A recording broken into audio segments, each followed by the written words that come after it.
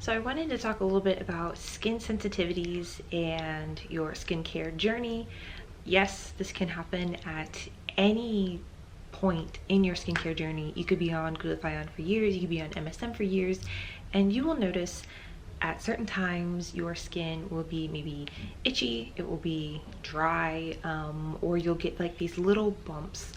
The bumps don't have like anything inside of them. It's not like a whitehead or something. It'll just be little raised bumps. You can get them on your thighs, you can have them on your arms, you can get them on your shins, and this is just my experience with it and what has happened to me. I noticed this the first year when I was on high amounts of MSM and glutathione and doing topicals, and I've noticed it this second year. And I noticed it around the time that like I increased my dosages of everything. My skin was definitely a little irritated. It is actually rather common, I've noticed, for people to have I guess their skin to have like a reaction to glutathione, even if they're not using the glutathione topically, which I thought was really interesting. So one of the things that I found that really helps is to start changing up the skincare afterwards. So for me, that just means the what I put on, like what oils I put on and what lotions I put on. Sadly, this means that topicals, like topical brighteners and things like that, you should probably take a back seat, especially if you find yourself itching or doing like this at certain times of the day. Also, if you had very supple skin before and now you're finding that it's getting irritated a lot easier, you might have to increase how much you are moisturizing it. So usually I'm just used to putting on like an oil and then like a heavy butter, like a shea butter or just like a mango butter, and then I'm good for like the rest of the day. I like heavier, kind of almost greasy type lotions, like very thick, and then I notice it lasts all day, and even when it's like off, I'm still nice and moisturized. So with this, obviously, if you're used to just once daily, you might have to do it twice daily. I tried switching to like a coconut oil, and with the coconut oils, obviously cold pressed is good. You need to be careful because like coconut oil isn't the best for everyone's skin. Sometimes you'll notice just the coconut oil molecule, it's so large, it can sit on top of your skin for a while without actually kind of penetrating all of the layers of our skin. And so I think that's why people really love jojoba oil, even though jojoba is a dry oil. Like jojoba actually can penetrate like your hair, like the hair shaft, it can get in there, and with skin too, it just it can actually absorb into it. So having to use jojoba for your body, I know that sounds weird, but that just might be something that you might have to look into. Or even start find like one of those vitamin E droppers and start adding like a few drops of that to like your lotion. Like you basically have to change things up, and you have to increase, and sadly you'd probably have to stop using whatever brightening cream or oil that you're using too, just until everything calms down, because it can get worse, and you don't want to give yourself like a rash. A glutathione rash is actually very common. I've had one my first year. So in 2019 I had a rash. I did not know what it was. I went to a dermatologist, and he gave me a very expensive cream. Thankfully there's tons of they make those little like testers, so you know, if you have like a really nice dermatologist and you can't afford this cream, like this cream is like $400 to $500, but it's usually for people who have like a very specific eczema. Little tubes are like really small, so I try to save that for when I'm having like a serious issue. But you know, for full body, this 100% can be, you know, direct correlation to just your skin being overworked. Not only that, but I guess the top layer of skin, the old skin coming off, the new skin underneath, and I think honestly sometimes it just happens too quickly. I've noticed with my skin right now, this is like the end of the day, so the lighting is kind of bad, but on my arms I can see just the patches of dark to light to dark to light, and it's like speckled through. But I had to stop exfoliating, so that really helps with the cell turnover. But it's just it's a good way to see that things are happening. Your skin is changing, the old is shedding, and honestly sometimes I just don't think it can keep up as much. So, you know, kind of like stopping what you're doing. Obviously, the internal stuff that you're taking, because this isn't really, I don't really think it's started by like the topicals, because I haven't been taking my topicals for a while. This started when I increased my dosages of my glutathione and my MSM. Then I started having an issue.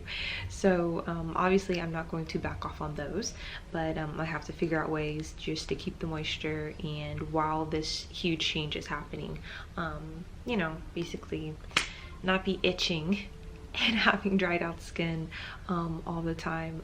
And usually for me, it's not so much the dryness, it's like these little bumps. I'll see them in certain areas that I'm itching, and obviously the exfoliation has to stop. Obviously probably should stop taking the exfoliant. The most important thing about this is, I would say, not to stop with the glutathione, not to stop with like the internal things, because that's what is changing things from the inside out. So it's like I wouldn't necessarily say slow down. Obviously you're gonna have to increase your water, which I know people hate that, because like, this is really difficult to increase the water. And I guess the easiest way to get a jump on the water would be in the morning, to try to finish, like if you have one of those 30-ounce cups, try to finish half of that. If you don't have that, if you have like a, let's say a glass of water by your bed or something, as soon as you wake up, try to finish one of those. You know, so if it's 30 ounces, try to do at least half, so like about 15 ounces. If you have a whole glass, try to finish the entire glass first thing in the morning, because like a lot of the times when we get dehydrated, it's during our sleep. It's like when we're sleeping, for however long you're sleeping, for 6 hours to 8 hours with no water. And if you're someone who's getting more sleep than that, you could see how this could like really mess you up. So it would be right after waking up that you really need to, like, you know, bring on the water, and right before bed, which sadly means you're gonna be going to the bathroom in the middle of the night, but it kind of helps when you're going just through this skin irritation phase. And it is a phase, it will go away, but I know dealing with it at first, it's like, what is going on? And so now that it's happening to me again, I know a little bit from the first time I dealt with it, and it doesn't mean you have to go to the dermatologist and, like, you know, get like a $500 or $400 cream to help with it. But you know, there are things that you can do on your own. Another thing could be changing the water type. So if you're the type you don't necessarily have to drink like a very expensive like electrolyte water, but if you are doing tap water, I would say either get a filter for that tap water, or invest in getting some of those large gallon jugs, maybe even one of those 5-gallon jugs to a large jug, and going to one of those water refilling places and just getting that refilled, and like having that as your purified water. Like those water, it's like, you know, there's like those little blue, it's almost like a vending machine, you put your water jug in it. Like those go through so many different types of filtrations. Like it is, not only does it improve the taste of the water, but it's only like 35 cents per gallon, and it that honestly might help you and might like knock out everything. So I'm not necessarily saying you have to go get like a very expensive water like an Essentia or something like that, but switching it up to a heavily purified water, which those like run through different, like 5 different types of purification. It's insane. It's a lot different. So or changing out the filter. If you're using one of those refilters, like a Go filter, make sure that, you know, after a while you change it out, because obviously those things don't last forever. And if you're using one of those pitchers, again, change out the filter, they do not last forever. And yeah, you'll see kind of the change in your body. So this will probably come as a no-brainer, but another thing to stop doing is stop with the Kojic soap. So basically we talked about, if you're using a brightening you know, topical, whether it's an oil or a lotion, you should probably stop that, and you'll start to see like you'll, you know, be more comfortable, you won't be itching as much, and yeah, you won't be in discomfort.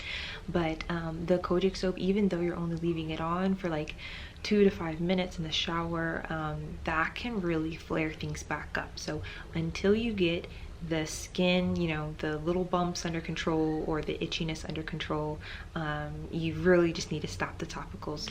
Like I said, this doesn't mean stop what you're taking internally, because that's the whole reason why we're here. Okay, so we have to learn how to work with this, and there are ways to still take all of that and fix this. But you know, for now, these are just like little critiques that I've noticed that can kind of work for me. So you might have to use, you know, just one, like changing up the water that you're drinking, the type of water you're drinking, or the amount. That could actually help you you know, get rid of this issue, or just stopping your topicals for the moment. But yes, it does mean topicals that you would use in your shower, and it does include exfoliation, I'm sorry to say. But don't worry about it. You're still taking your stuff that's doing work internally, and like, it's putting in work. Even if you cannot see it, trust me, it's doing something. And so that is, I guess, the main focus. I mean, it's the most important, you know, of the journey. So just make sure that you're doing that still. But yeah, you kind of have to slow down on everything else until you get this under control, or you'll notice that the area that you're having the irritation will actually get larger. So like, you might just have like one area, like maybe it's like your thighs, or it's like your forearms, and you'll notice it'll just start to creep, you know. And so you obviously, you don't want that. And I guess this goes without saying, obviously do not itch, but sometimes if you're sleeping or something, you'll find yourself itching more. This might sound weird, but I think most people have already noticed, like satin pillowcases, it helps retain moisture for your hair.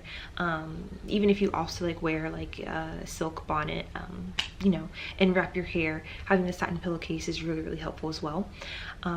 Changing out your sheets. Your sheets can actually dry out your skin too. So during this, if you were to get, and you know, they make satin sheets, and I think there should be, like, you know, depending on the type of sheets, like, you know, like $20. You're not getting like silk, like the best, but it works just as well as silk. You know, it's the same idea, but changing this can really, really, really help you. So it's like, out of all of these suggestions that I've made, one of these will, you know, help you, and it'll get you to where, you know, your skin is, you know, feeling better, you know, and it's maintaining its moisture, and you know, you're not having any irritation, and you're not getting like any rashes or anything like that. And then you can slowly start bringing back in your topicals. But just understand, a lot of the lightening agents that are in the topicals do dry things out. So that's why it's just like, just stop them, because understand what you're taking internally, it's already doing work, it's already changing things. And you'll notice when you up the dosage, you might notice, you know, you might start having these issues where you didn't before. So yeah, I mean, I would rather just stop the topicals than stop the internal, when I'm taking internally, you know, without having to slow down. Because like, if you upped your dosage, it's probably because you want quicker results. So yeah, obviously you could flip this, and you could just lower your internal dosage, and just maybe just stick to topicals. But you know, for me, topicals only go so far. Like, they do help, though. Yeah, I don't know, I just think I like internal, because internal gets every square inch of your body. Like, it even affects your lips, though I've noticed with my lips, like, it does affect the color, but it won't be pink. So it will strip them of, if you had darker lips before, it will strip and it'll change the color, but it will just be like no color, kind of. So there's that. Like, if you wanted like a rosy pink or a light pink or like a pretty color, obviously you're gonna have to wear like a tinted lip balm or something, a lipstick, a lip gloss, and yeah, something like that. But it will change the color over time.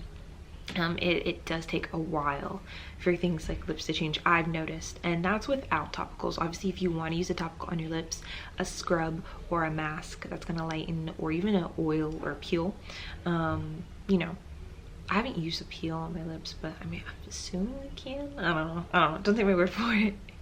But yeah, obviously that will make it happen quicker, and then you could maybe even infuse some color in there. But if you let things like by themselves, like, obviously I have something on my lips right now, so I can't show you, but yeah, it just kind of strips all color. If you guys have any questions, or if you have any suggestions of what helps you when you notice that your skin is getting irritated or something, and please let us know.